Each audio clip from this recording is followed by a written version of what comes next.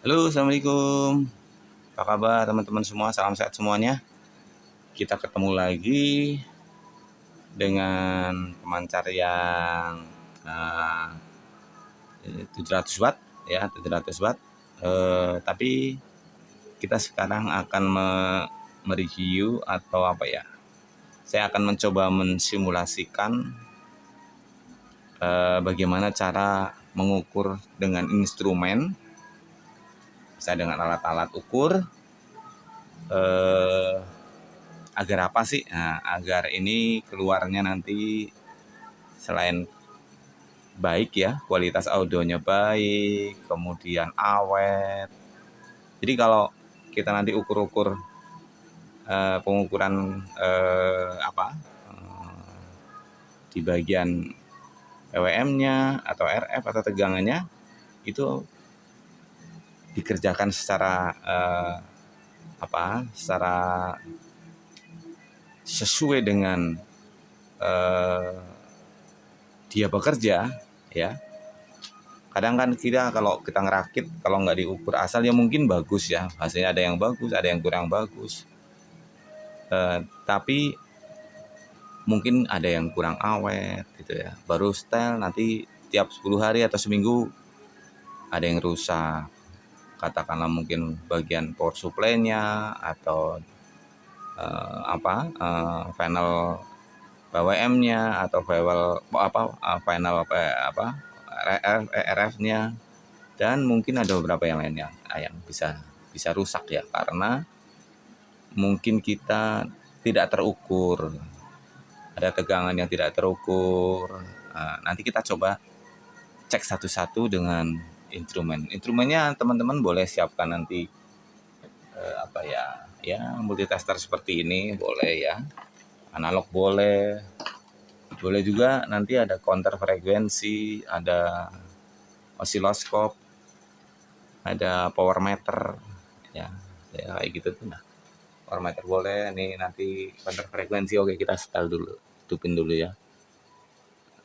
Biar nanti kita lihat generatornya. Ini osiloskopnya kita lihat nanti seperti apa sih gambarannya.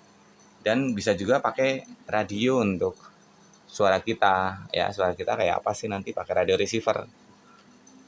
Atau boleh pakai earphone ya, dari sini kan ada radio angin, nah, bisa dengerin. Nah, atau mungkin kalau ada radio pabrikan juga bisa pakai radio seperti ini, radio-radio yang ada mode AM-nya tapi yang SW1 juga bisa ya. Baik, kita mulai aja langsung biar teman-teman bisa selain ngerakit, bisa juga pada saat misalkan ada trouble, kita bisa bisa ngecek mana sih bagian mana yang tidak atau yang bermasalah gitu ya. Itu lebih mudah. Oke ya, kita langsung buka aja pemancarnya ini ya. Nah, seperti itu ya. Kita lihat ya. Kita buka aja dalamannya seperti apa, nanti kita ukur satu-satu caranya. Nah, ini. Nah, dalamannya itu.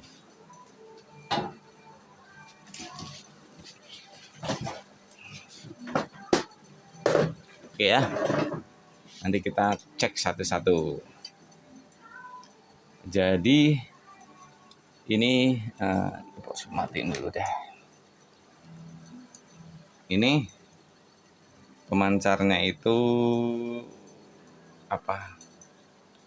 dalamannya seperti ini. Ini bagian exciter itu gini nih. Exciter itu ini pemancar dan receiver skala kecil. Nah, pakainya apa ya? Kelihatan nggak sih? Nah, itu tuh. Ini exciternya. Exciternya itu saya menggunakan IC yang biasa di radio Polytron ya, IC LA 1260. Kelihatan kan? Tuh. Terus apa lagi? Dulu ya. Biar gampang pakai on. Nah, ini. Nih IC-nya LA1260. Terus lepas filternya saya pakai spool begini bisa tuh. Ini kalau ini nih MF putih atau MF kuning 455 ya, nih yang ini putih ya, ini putih. Yang ini sama ini juga bisa. Saya ada yang kayak gini, saya bikin dari yang hitam, saya lepas dalemannya, saya lilit ulang, nilai jumlahnya 8 kali 4 ya, 84 sesuai skema-skema. Ini DDS, ada DDS, nah ini DDS ya, next setter. Nah terus apa lagi ya, oke. Nah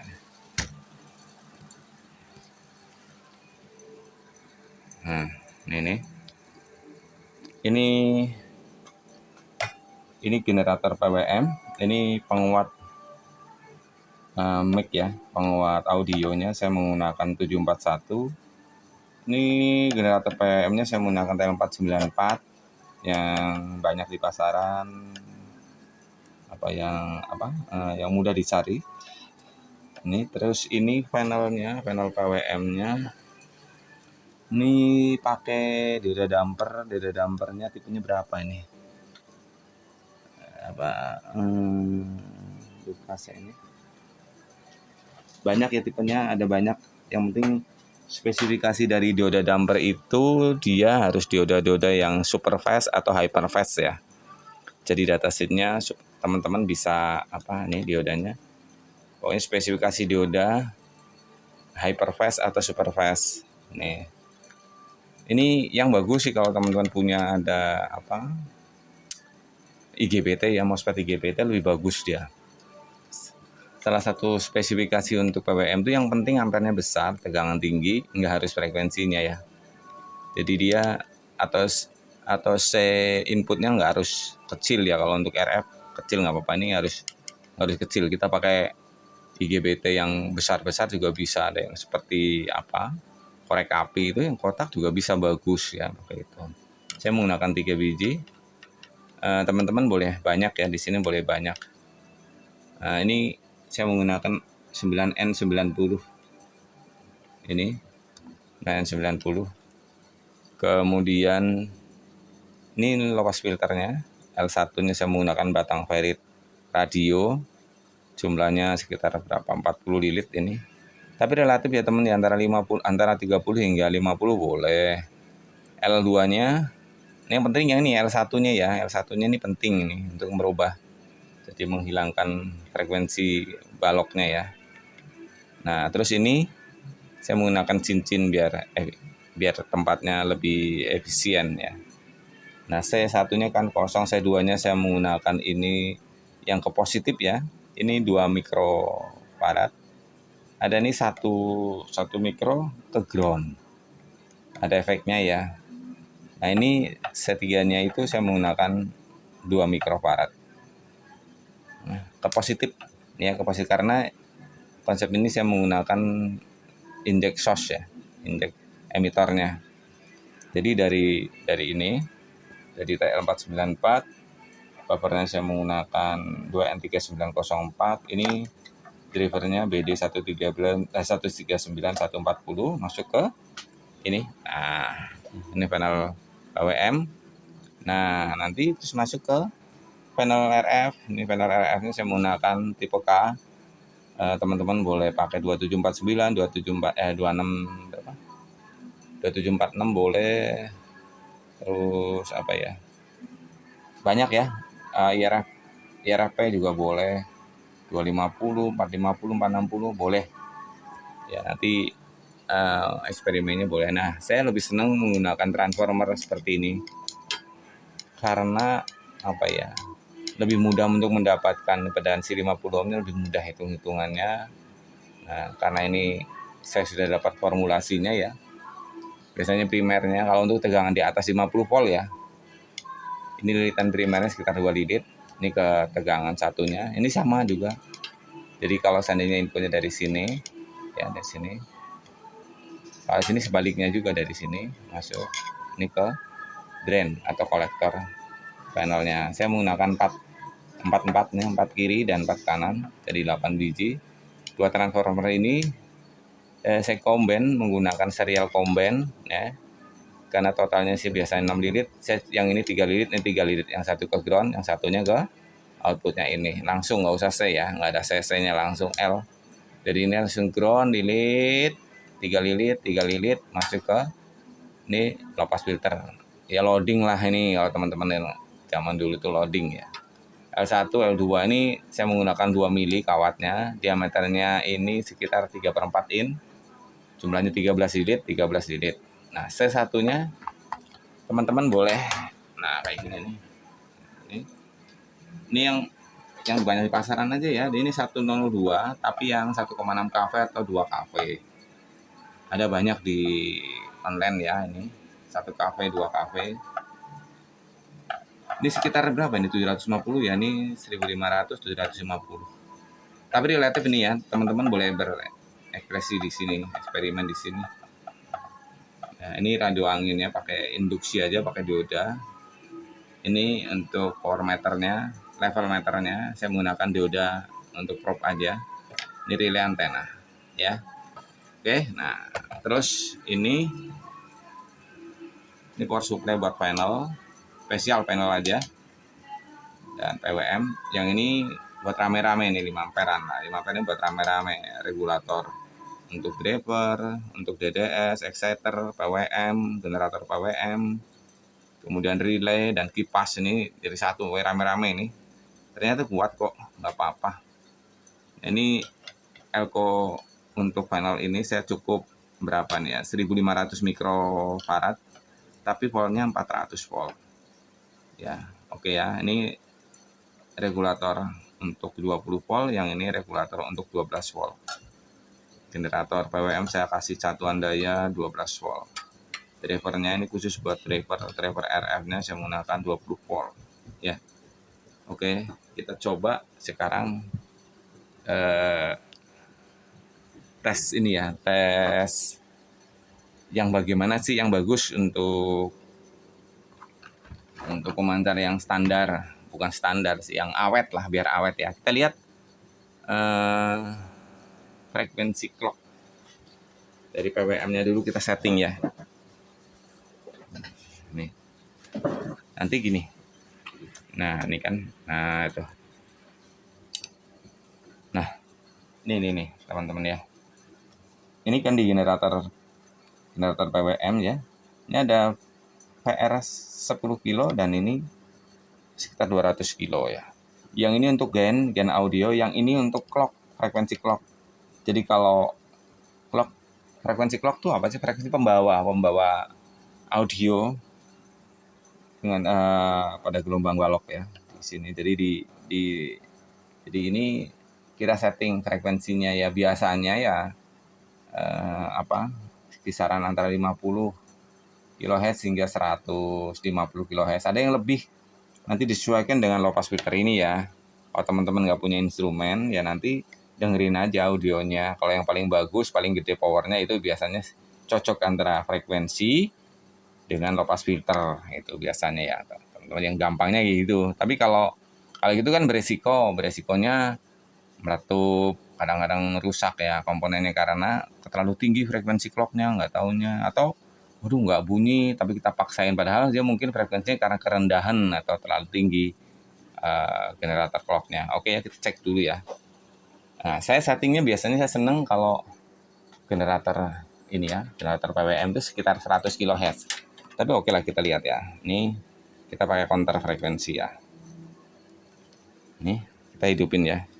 Tapi ini cukup ininya dulu ya. Nah, oke, kita kecilin aja.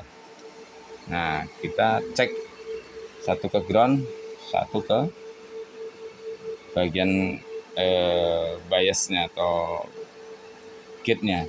Nah, kita nanti lihat di frekuensi counter.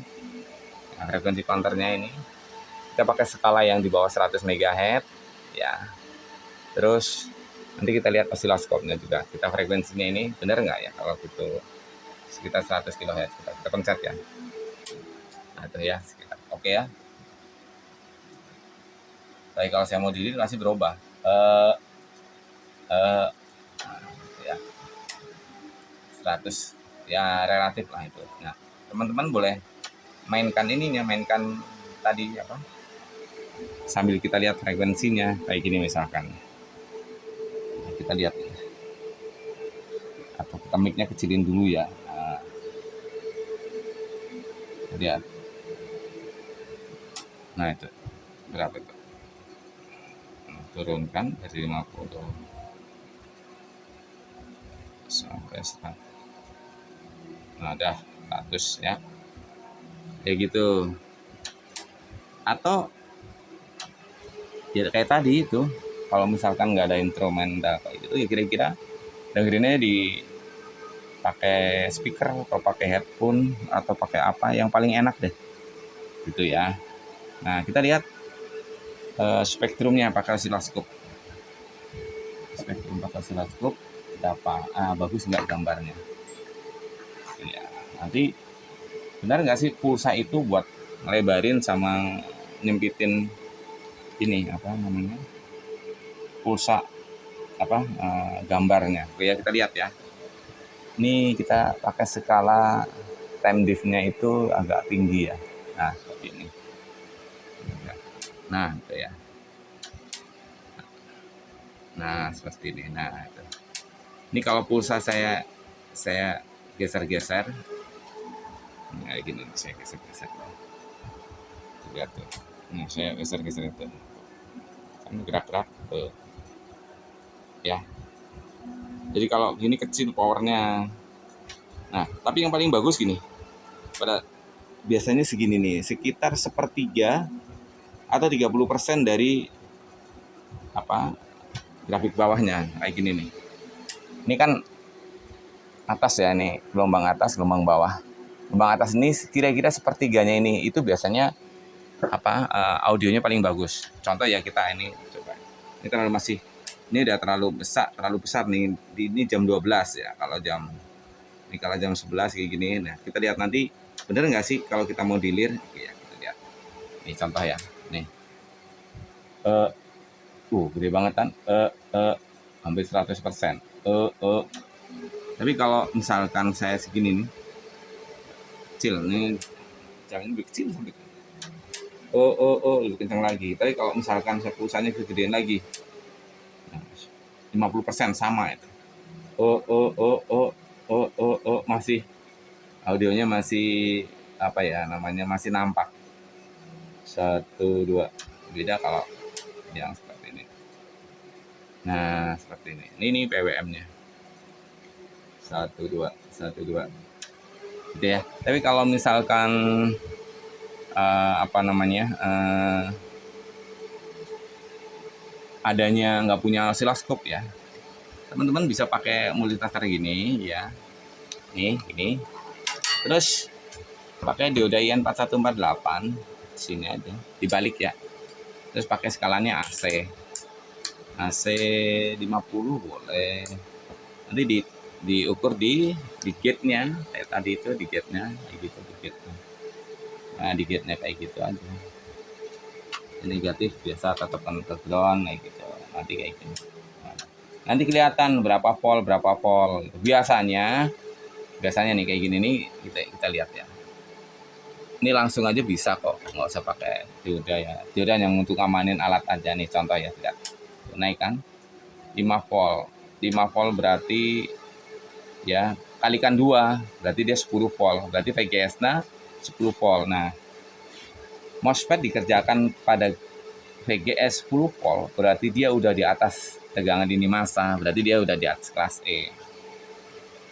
Ya, seperti itu. Oke, nah ini bagian PWM. Nah, kita coba nanti, sekarang ini kita pindah ke bagian RF-nya. Sama juga RF-nya. Nah, misalkan ini kan tadi PWM ya, oke ya, udah. Nanti di bagian RF-nya, kita lihat RF-nya. Nah ini ya. Nah, nanti kita lihat ukur satu persatu. Kalau frekuensi kan sesuai dengan frekuensi yang kita kerja, misalkan di 4 MHz, 3,8 dan lain-lain, atau di berapa ya, sama pasti. Nah, tentunya kita harus tahu untuk menghasilkan kelas E di bagian RF ini, salah satu syaratnya itu tegangan VGS masing-masing MOSFET ini itu, oh iya, saya jelaskan awal dulu ya. Pemancar yang saya buat ini saya dikerjakan di kelas E ya, di kelas E, penguatannya di kelas E, bukan sebagai linear tapi sebagai switch. Nah, salah satu syarat sebuah MOSFET dikerjakan di kelas E itu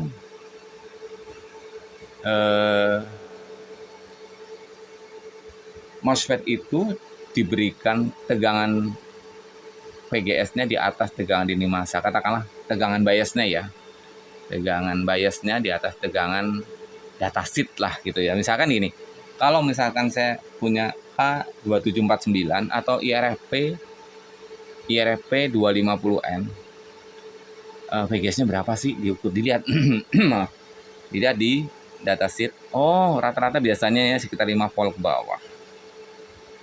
Nah, kalau kita VGS-nya atau tegangan biasnya di atas 5 volt, misal 5,5 atau 6 volt, itu MOSFET itu sudah bekerja sebagai switch atau kelas E. Jadi bukan sebagai linear. Nah, keuntungannya ini akan sangat efisien, maka pemancar FM itu pemancar PDM itu efisien karena dia sebagai switch bukan sebagai linear. Tegangan tinggi itu nggak panas, MOSFET-nya harusnya nggak panas. Gitu. Nah, efisiensinya hingga 90%, iya. Nanti kita bisa lihat pakai wattmeter konsumsi listriknya ya. Bisa dari MCP bisa dari meteran listrik, bisa kita pakai alat sendiri, tahuan nanti ya.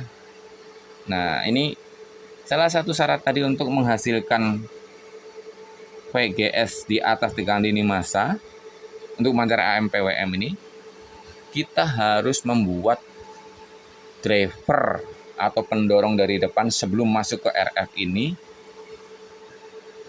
yang besar RF-nya.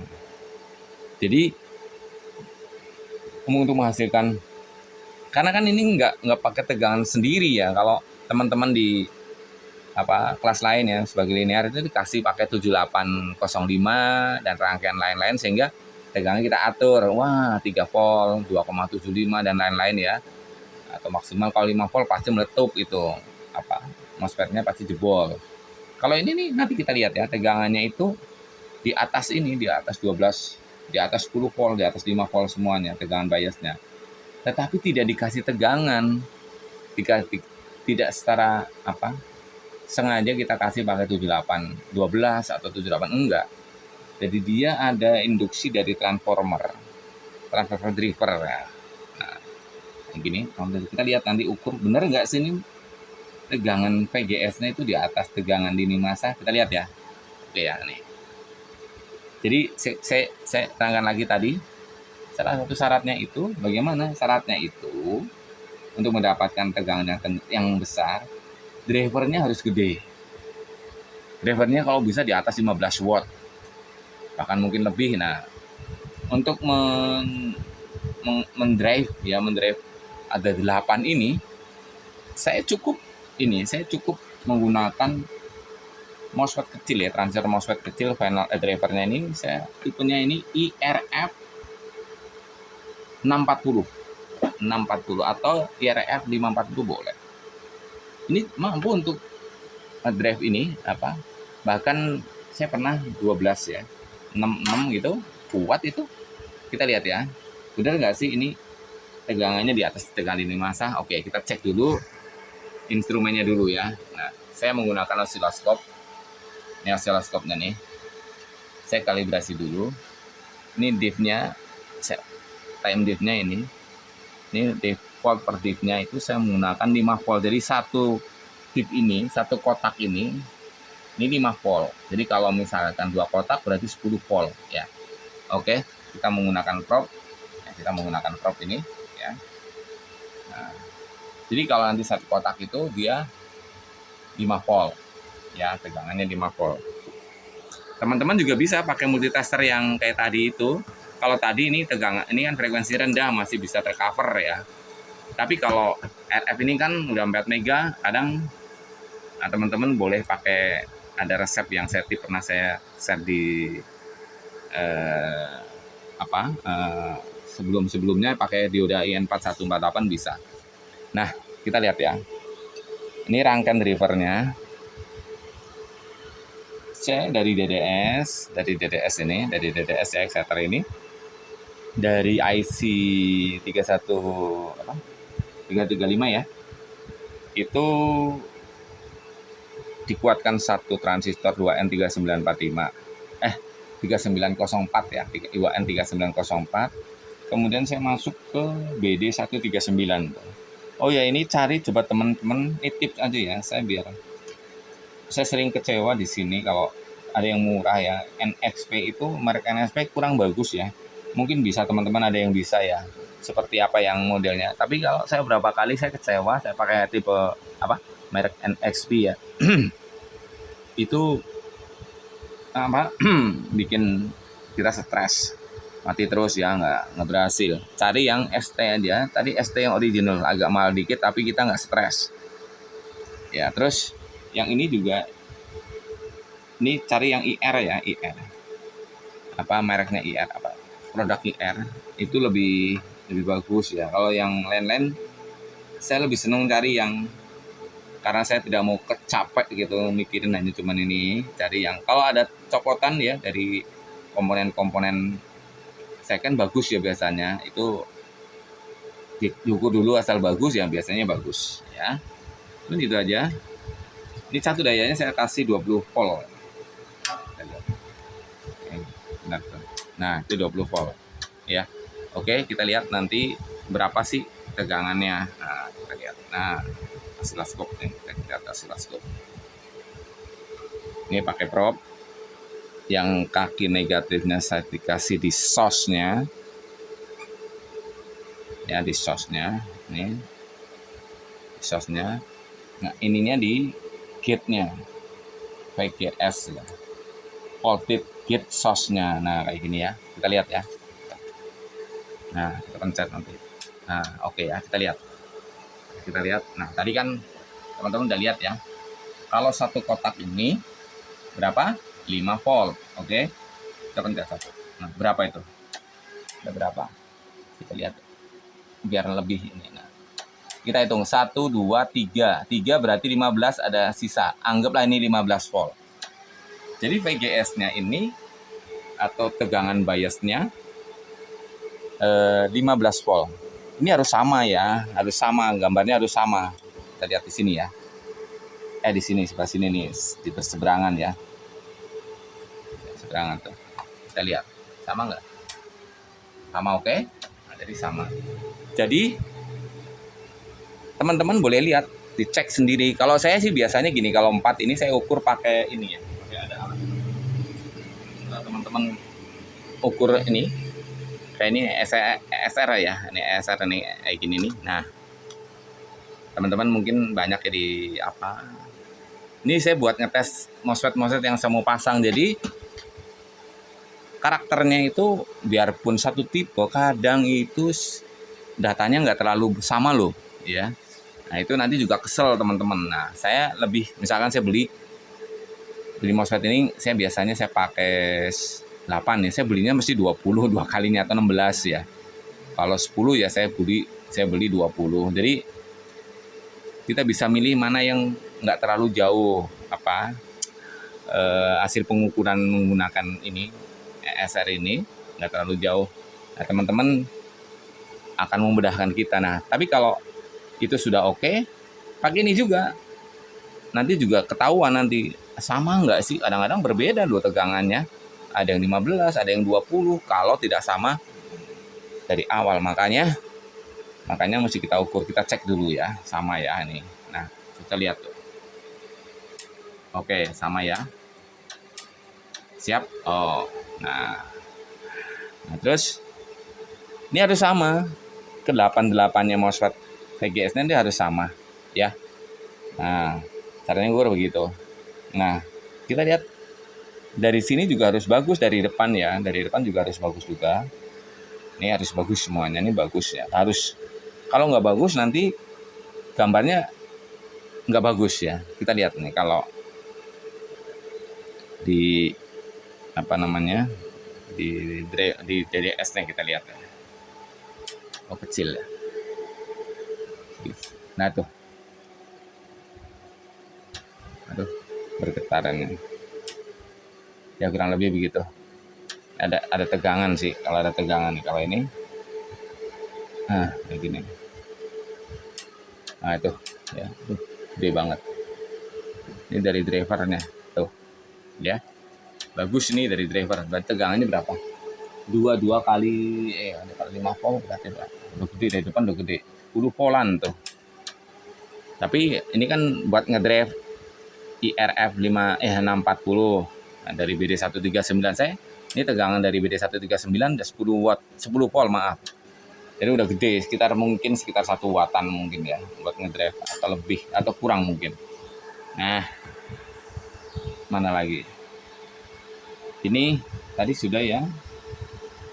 Apa ya, coba nanti kalau yang belum dijelasin apa lagi ya. Ini udah semuanya udah. Ya kurang lebih gitu teman-teman ya. Sekedar sharing apa ya, instrumentasi dalemannya, komponen-komponennya juga mudah. Saya meyakini ini komponen-komponennya ini di pasaran banyak. Teman-teman kalau mau rakit apa namanya, tidak ada yang susah komponennya. Jadi nyari yang penting ini ya, yang penting ada kemauan ya. Insya Allah pasti jadi. Tapi oke, kita coba dulu powernya ya. Kita powernya jadi. Nih kondisinya jangan-jangan ini yang benar, nggak taunya enggak. Kita pakai power meter ini, saya menggunakan power apa sih mereknya nih, Daiwa CN801 HP3. Saya pakai skala yang 300 dulu ya. 300 dulu deh. 300 dulu nih ya. Kita hidupkan dulu ini ya panelnya. Oke. Berapa sih? 300.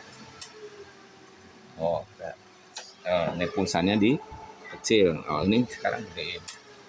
Nah, ya. Jadi bisa nggak sih? Bisa? Bener nggak sih pulsanya bisa gede-gede gitu? Nih kita lihat ya. Ini kecilin, ini gedein, ya. Terus ya. Oke?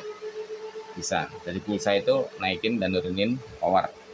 Kita lihat nih, ini kan masih AVG-nya, kita pakai PIP-nya. Ini kalau pakai skala 300 kita lihat. Ini satu tuh.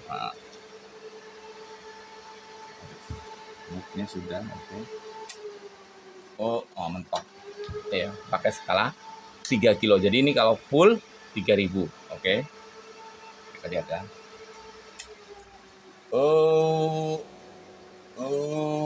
Di angka 6. 8. Ada 7, ada 8. Oke ya. Berarti katakanlah dia skala 500, dia melebihi sampai 700, 800. Ini kan pakai instrumen saya yang punya ini ya. Ini masih ori, saya anggap masih ori. Seperti itu. Apa lagi ya? Sudah ya. Nah, ini karena ini saya bikin videonya agak siang. Saya nggak bisa meminta teman-teman merosok. Tapi yang penting sudah dari sisi teknis.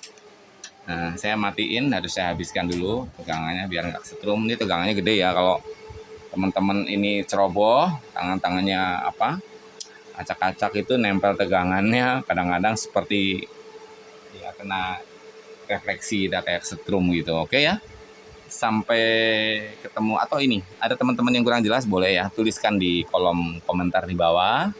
Saran boleh, mau berkunjung boleh. Itu kalau mau bikin ya bikinlah sendiri. Kalau nggak bisa misalkan kita bisa sharing ya, bisa apa yang kurang apa-apa, nah itu boleh ya. Kita sampai di sini dulu, sampai di video berikutnya. Tetap semangat, salam sehat semuanya ya, tetap semangat. Assalamualaikum.